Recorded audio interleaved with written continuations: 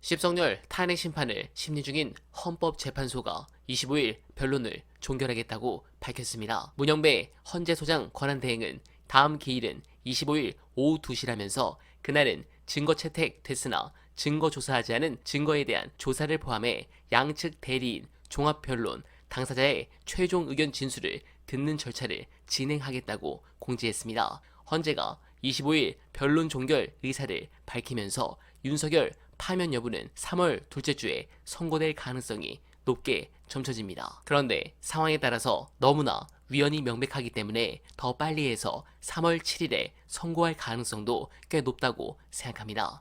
그리고 오늘 조지호 전 청장의 진술만 보더라도 이건 빼봐 파면이 나오지 않을 수 없는데 그 증거는 차고 넘칩니다. 관련해 유시민 작가가 인정한 남자의 분석 보시고 이어가 보겠습니다.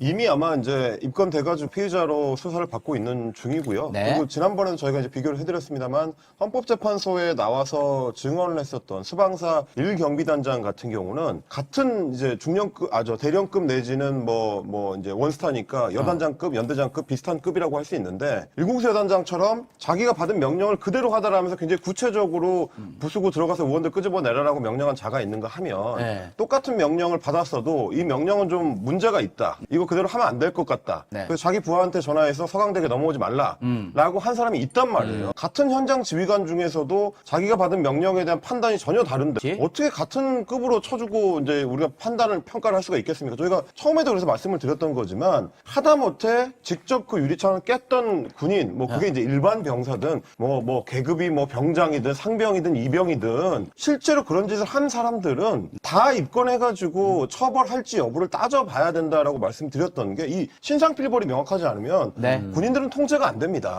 그게 뭐 결국 명령받은 대로 해야 되는 최말단의 병사였기 때문에 어쩔 수 없었다라는 걸 참작을 해서 뭐 기소유예 처분을 하든 뭐 불기소 처분을 하고 뭐 일종의 훈방 조치를 하든 수사기관에 가서 다 반란군들은 전부 다 수사를 받는다는 거를 보여줘야 네. 다음에는 그런 군인들이 안 나오는 거거든요. 근데 지금 보십시오. 이런 군인들도 영관급 이하로는 처벌 안 받나 보다. 그러니까 김현태 단장이나 이런 사람들도 여차하면 내가 빠져나갈 구멍도 있을 것 같다고 하니까 자기 상관이나 공격하고 부하들 속이고 국회 나와서 위증하고 이러는 거 아닙니까? 뭐 선처나 이런 차원의 문제가 아니라 어차피 재판관들이 양형에 참조한다라는 점을 지금 조사받고 있는 군인들도 알 필요가 있고요. 네, 공감합니다. 그리고 김경수 전 지사가 또 계속 안 좋은 짓을 하는데 이제는 뭐 앞으로 기회가 있을까 싶기도 합니다. 결국 어느 인물 한 명의 후광을 보는 것 외에는 아무런 그동안의 퍼포먼스와 실적이 전무하다시피 했던 인물일 뿐이라는 생각이 듭니다. 그나마 예상보다 좀 일찍 그 정체성을 드러내줘서 다행일 뿐 이 사람이 이런 사람일 수밖에 없다는 건 민주당과 현 정치 상황 지형을 아는 사람이라면